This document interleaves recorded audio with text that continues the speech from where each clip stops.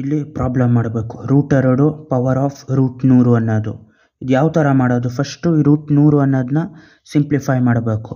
ಯಾವ ಥರ? √100 ಅನ್ನೋದ್ರೊಳಗಡೆ 100 ಏನಂತ ಬರಿಬೋದು? ಇವಾಗ 10 ಟೈಮ್ಸ್ ಆಫ್ 10 ಅಂತ ಬರಿಬೋದು. ಅಲ್ಲಿಗೆ ಅದನ್ನು 10 ಸ್ಕ್ವೇರ್ ಅಂತ ಬರಿಬೋದು. ಅದೇ ಥರ ಈ ಪ್ರಾಬ್ಲಮ್ನು √2/√100 ಅನ್ನೋದನ್ನ √2 ಹೋಲ್ ಪವರ್ ಆಫ್ 10 ಸ್ಕ್ವೇರ್ ಅಂತ ಬರಿಬೋದು. 100 ಬದಲು ಅದನ್ನು ಈ 10 ಸ್ಕ್ವೇರಲ್ಲಿ ಸ್ಕ್ವೇರ್ ರೂಟು ಕ್ಯಾನ್ಸಲ್ ಆದಾಗ ಏನು ಉಳಿತದೆ? √2 ಹೋಲ್ ಪವರ್ ಆಫ್ 10 ಅಂತ ಉಳಿದಿರ್ತದೆ.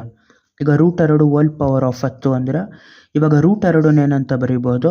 2 ಪವರ್ ಆಫ್ ಹಾಫ್ ಅಂತ. ಈ ರೂಟಲ್ಲಿ ಏನು ಇಲ್ಲ ಅಂದರೆ ಸ್ಕ್ವೇರ್ ರೂಟ್ ಅಂತ. ಆ ರೂಟ್ನ ಎಕ್ಸ್ಪೋನೆಂಟಾಗಿ ಕನ್ವರ್ಟ್ ಆದರೆ ಫ್ರ್ಯಾಕ್ಷನಲ್ ಪವರ್ ಆಯ್ತದೆ.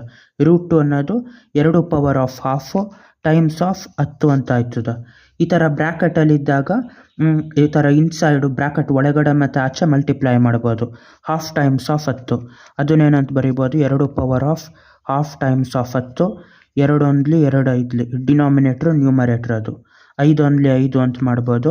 2 ಪವರ್ ಆಫ್ 5 ಇದು ಸಿಂಪ್ಲಿಫೈ ಮಾಡಿದ್ದು. ಇನ್ನೂ ಸಿಂಪ್ಲಿಫೈ ಮಾಡಬೇಕು ಅಂದರೆ ಗುಣಿಸ್ಬೋದು ಇದನ್ನು. 2 times of 2 times of 2 times of 2 5 ಸತಿ. 2 2 4 4 2 8 8 2 16 16 2 32. ಅಲ್ಲಿಗಿದು ಟೋಟಲ್ ಆಗಿ ಎಷ್ಟಾಯಿತು? 32 ಆಯಿತು.